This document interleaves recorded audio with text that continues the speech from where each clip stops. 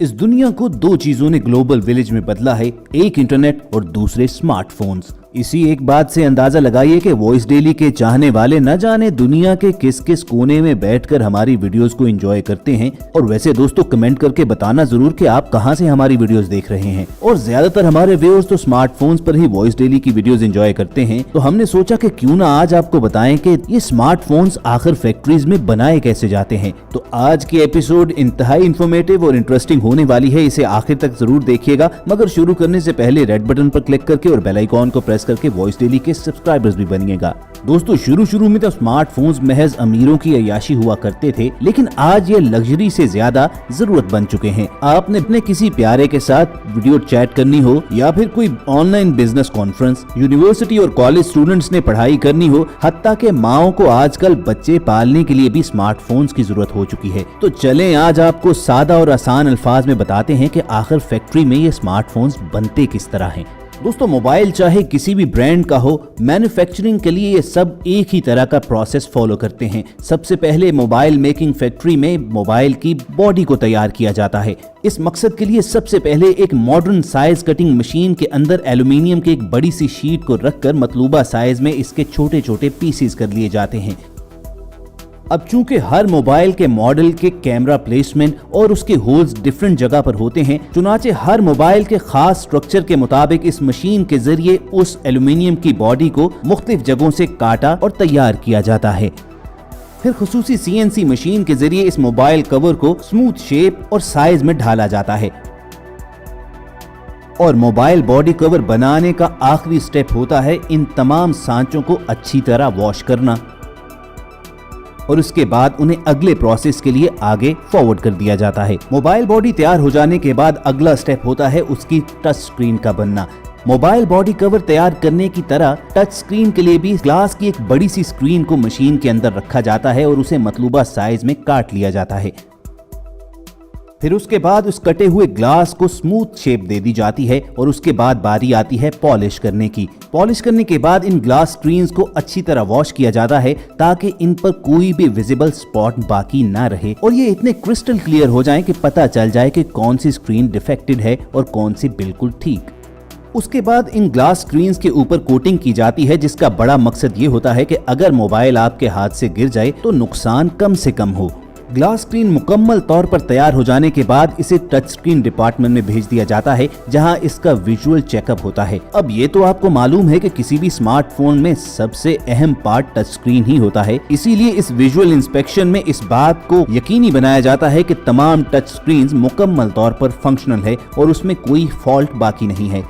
Quality control department के workers जब in touch screens को मुकम्मल फंक्शनल होने का सर्टिफिकेट दे देते हैं तो इनको कन्वेयर बेल्ट पर रखकर आगे रवाना किया जाता है। यहाँ एक छोटी सी ऑटोमेटिक ग्लू मशीन के जरिए इन टच पैनल्स की चारों जानिब ग्लू लगाई जाती है और उसके बाद वर्कर्स टच पैनल्स और मोबाइल बॉडी को आपस में जोड़ देते हैं। स्मार्टफोन मेकिंग प्रोसेस का अगला स्टेप होता है PCB पर काम करना, यानी प्रिंटेड सर्किट बोर्ड। इसी बोर्ड के अंदर मोबाइल के तमाम इलेक्ट्रिकल पार्ट जोड़े जाते हैं, इसी वजह से इसे मोबाइल का दिल भी कहा जाता है। इस स्टेप के दौरान बोर्ड को कोई नुकसान न हो, इसी मकसद के लिए इस पर पेपर टेप लगा दी जाती है और उसके बाद इस PCB पर फ्रंट कैमरा, बैक कैमरा और वाटर लेबल इंस्टॉल किया जाता है। वाटर लेबल एक व्हाइट स्टिकर होता है कि अगर आपका फोन पानी में गिरा हो तो मोबाइल ठीक करते वक्त उन्हें अंदाजा हो जाता है कि ये फोन किस तरह खराब हुआ, क्योंकि पानी में मोबाइल गिरने के बाद इस व्हाइट स्टिकर का कलर रेड हो जाता है। उसके बाद PCB के निचले हिस्से पर माइक लगाया जाता है और ज्यादातर मोबाइल के PCB के टॉप पर स्पीकर लगाया जाता है। इसे लगाते वक्त भी वर्कर्स बहुत एहतियात से काम लेते हैं, क्योंकि अगर ये खराब हो जाए तो फिर आप किसी से ना बात कर सकेंगे और ना किसी की बात सुन सकेंगे।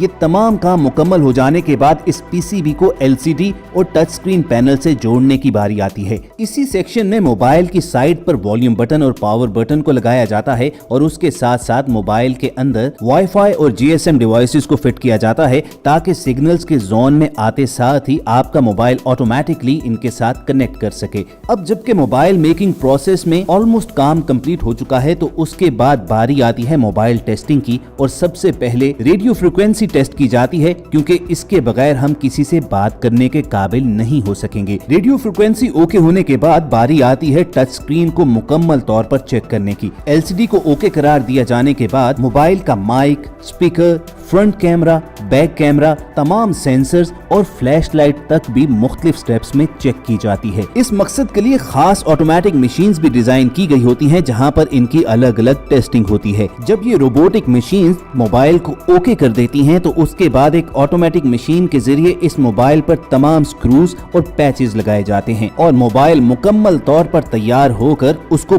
पैक करने की बारी आती है।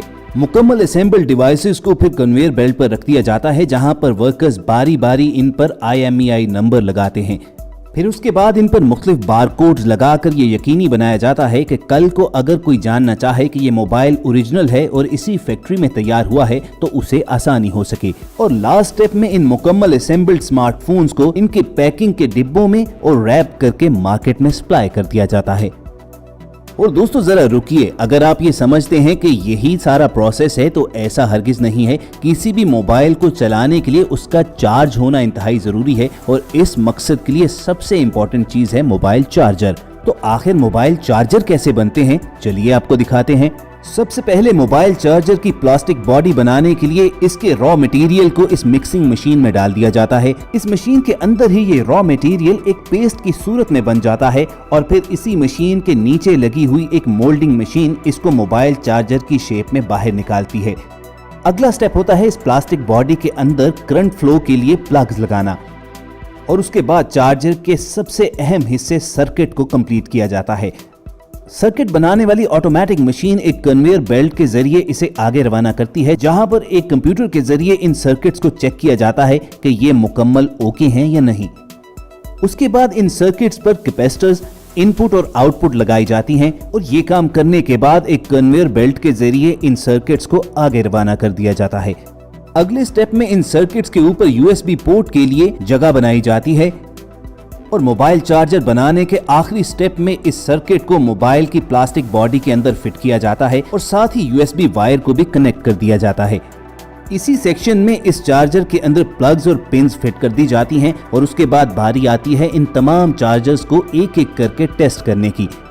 ये फिटनेस टेस्ट पास करने वाले तमाम चार्जर्स के ऊपर फिर कंपनियां अपना अपना लोगो और ब्रांड का निशान लगाती हैं और फिर वर्कर्स इन चार्जर्स को पैक करके मार्केट में सप्लाई कर देते हैं। तो दोस्तों ये था स्मार्टफोन बनाने का मुकम्मल फैक्ट्री प्रोसेस। पूरी उम्मीद है कि आपको यह वीडियो इन्फॉर्मेटिव लगी होगी और अगर ऐसा ही है तो इस वीडियो को लाइक करके फेसबुक और व्हाट्सएप के जरिए दूसरों के साथ शेयर करना मत भूलिएगा और कमेंट सेक्शन में जरूर बताइएगा कि अगली वीडियो में आप क्या चीज फैक्ट्री में बनते देखना चाहते हैं। वॉइस डेली की तमाम वीडियोस हासिल करने के लिए रेड बटन पर क्लिक करके और बेल आइकॉन को प्रेस करके हमारे सब्सक्राइबर्स भी बनिए। जल्द आपसे दोबारा मुलाकात होगी। सुनते रहिए वॉइस डेली।